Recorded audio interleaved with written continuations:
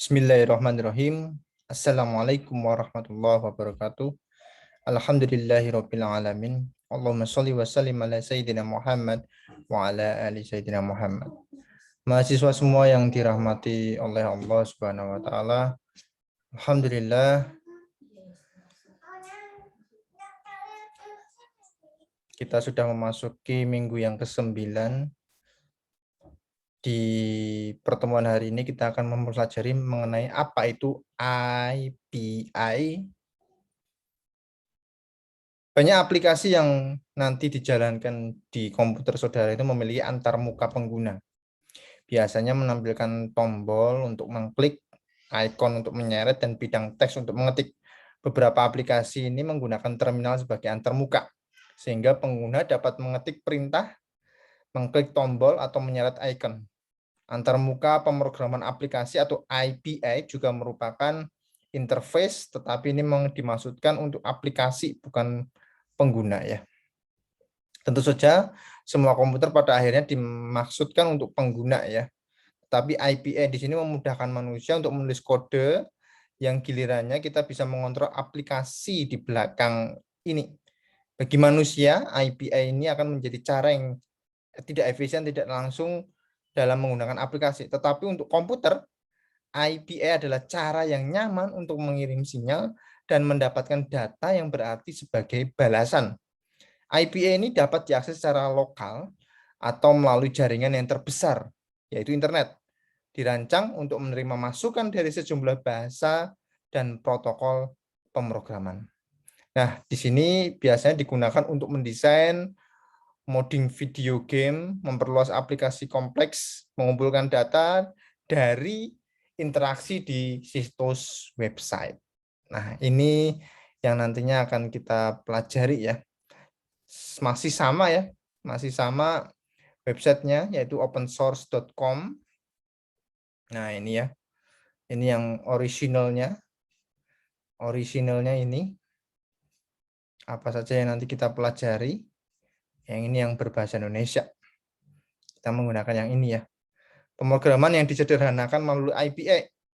Salah satu keuntungan dari API di sini satu, menyembunyikan persyaratan kode yang kompleks dari pengguna. Misalnya di sini adalah program C sederhana untuk mencetak hello world. Ini kalau bahasa C ini menggunakan include standard input output.h ya. Nah, ini yang nantinya untuk mencetak ini argumen C, integer, karakter, argumen V. Nah, ini adalah increment, lalu dia mencetak return 0. API yang ditulis untuk menghasilkan output dapat disederhanakan kodenya. Sebagai contoh ini, API imaginer. Nah, ini ya. C print hello message. Nah, ini caranya seperti ini. Tentu saja kode untuk membuat API biasanya rumit. Sepertinya ditunjukkan oleh contoh. Contoh ini kalau kita lihat di sini. Oh, ini Lua example ini. Lua example. Nah, ini. Programming in Lua. Lua.org ini bahasa C ya. Nah, ini yang untuk merancang API-nya. Pengguna akhir tidak harus berurusan dengan kode tersebut ya, tadi ya, contoh programming Lua ya. Satu-satunya hal yang dilihat pengguna akhir adalah bahasa pemrograman yang disederhanakan yang menyediakan akses ke hasil perhitungan yang sangat rumit. Query yang disederhanakan melalui API. Nah, ini bisa kita lihat ini. Instruksi untuk tindakan atau query tertentu, informasi dapat diberikan kepada pengguna akhir melalui API. Di sini memungkinkan orang untuk menggunakan fitur tanpa mengharuskan mereka mempelajari perintah kompleks atau mengekspos data sensitif. Misalnya di sini forum dukungan ini atau server obrolan chat ini ya. Mungkin ingin membagikan jumlah pengguna lain, misalnya semakin banyak pengguna yang hadir, semakin besar peluang untuk menerima jawaban atas pertanyaannya. Tapi bukan nama pengguna atau kegiatan. Contoh di sini API release yang diimplementasikan oleh host Git open source yaitu GitLab. GitLab di sini memiliki API yang membantu pengembang menandai pembuatan perangkat lunak terbaru mereka untuk rilis resmi, meskipun memungkinkan bagi pemrogram untuk membuat versi rilis dalam UI web GitLab. Banyak pengembang di sini memilih untuk mengotomatiskan proses sehingga tidak perlu mengklik layar opsi secara manual. GitLab memungkinkan untuk mengirim perintah melalui HTTP. Nah, ini berikut contohnya ini ya. Contoh dari metode POST pada HTTP. Nah, ada lebih banyak lagi GitLab API ya. Apa itu kunci IPA? Nah, ini IPA key ya. IPA key ini. IPA key ya. Dalam contoh GitLab, mungkin memperhatikan bahwa kunci itu diperlukan. Kunci di sini memiliki fungsi yang sama seperti nama pengguna, unik ya. Dan sandi dalam antarmuka yang sepenuhnya harus interaktif. Karena dua entitas, yaitu nama pengguna dan sandi, berinteraksi melalui IPA, diharapkan komputer ini akan terlalu rumit untuk menampilkan bidang nama pengguna dan kata sandi. Seperti yang saat masuk memeriksa email misalnya. Sebagai gantinya, pemrogram manusia mengeluarkan kunci IPA. Jadi dengan adanya IPA di sini tidak memerlukan username dan sandi ya. Nah, mendapatkan kunci IPA di sini berbeda-beda bergantung pada siapa yang menulis IPA yang Anda tulis. GitLab misalnya menyediakan kunci IPA di panel pengaturan akses tokens-nya. Sementara layanan Twitter sumber tertutup menawarkan kunci IPA melalui subdomain pengembang. Karena kunci IPA umumnya dianggap sebagai alat pengembang, mereka jarang dikeluarkan untuk setiap pengguna secara default, tetapi disediakan untuk pengguna tingkat lanjut berdasarkan request. Kunci IPA ini keunggulannya apa? Mereka mengatur akses ke data sensitif. Sama seperti IPA, memungkinkan satu aplikasi untuk mengungkapkan informasi secara selektif berdasarkan panggilan apa yang disediakan melalui IPA. Kunci IPA di sini memungkinkan pengecualian dibuat berdasarkan apakah panggilan yang meminta memiliki kunci IPA yang valid. Nah, bedanya apa ini antara SDK dan IPA? Jadi, API di sini abstraksi fungsi pemrograman aplikasi dari alat yang digunakan untuk mengontrol. Kit pengembangan perangkat lunak atau SDK di sini adalah fungsi pemrograman literal dari suatu aplikasi. Open source di sini yang kita pelajari, IPA ini digunakan untuk kenyamanan dan keamanan. Terkadang IPA memudahkan programmer untuk membangun alat sekitar aplikasi yang kompleks tanpa harus terlalu memahami cara kerja aplikasinya. IPA di sini melindungi data penting atau sensitif terhadap tetap mengizinkan akses ke data lainnya. SDK, nah kalau SDK berfungsi sebagai bagian paling terbuka dari basis kode. Seringkali membutuhkan biaya untuk mendapatkan akses ke SDK tersebut secara legal. Biasanya bagian dari produk yang dibayar oleh pengembang, mereka dapat membuka dan mengembangkannya. Secara teknis, SDK tidak diperlukan di dalam open source, sumber terbuka tidak perlu.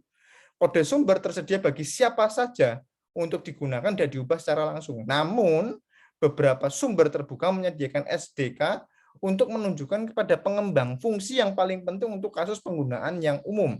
Misalnya, Anda ingin mengembangkan aplikasi Kite. Mungkin ingin menggunakan Kite SDK, meskipun Kite adalah open source. Karena ketika orang berbicara tentang mengembangkan aplikasi, mereka berarti menggunakan pustaka atau library-nya mengembangkan aplikasi tersebut.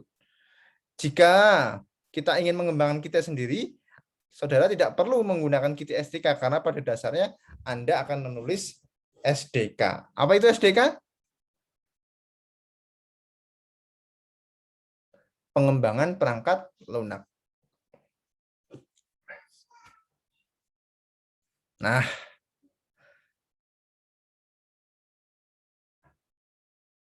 bagaimana IPA itu dibuat?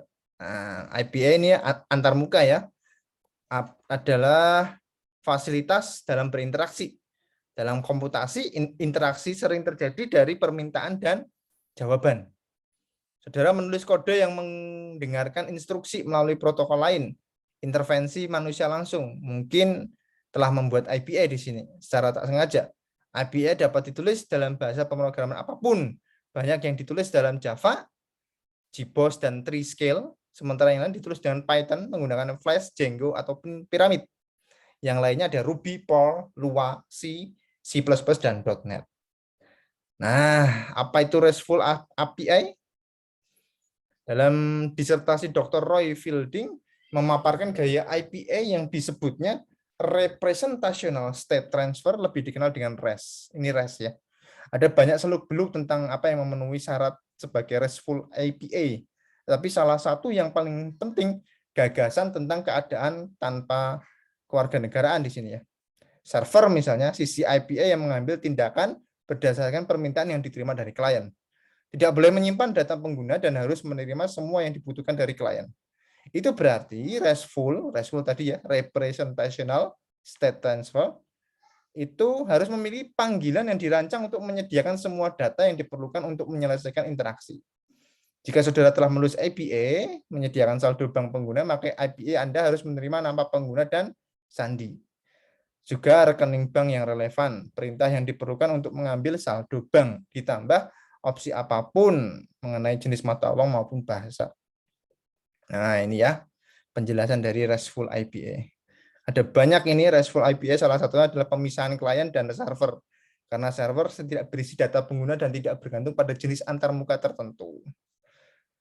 Perintah yang memungkinkan file konfigurasi yang menyimpan opsi persisten, masih menyediakan variabel lingkungan atau opsi baris perintah untuk menentukan parameter input-output.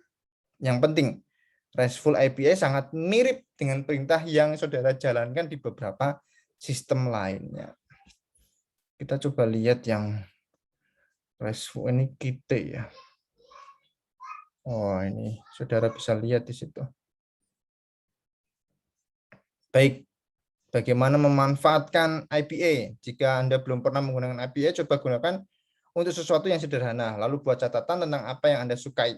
Jika Anda seorang pengembang, bacalah desain IPA dan coba tulis IPA. Nah, konsep IPA di sini membantu komputasi menjadi lebih fleksibel, lebih mudah diakses, dan lebih efisien. Kita lihat IPA design. Jadi, nah, ini view the specification, contribute on GitHub. Nah, bagaimana cara menjalankan APA? JSON APA. Implementation. Wow. Ada banyak sekali nih yang kita pelajari. Python. Klik Python. Nah, simple and fun high level JSON API client for Python.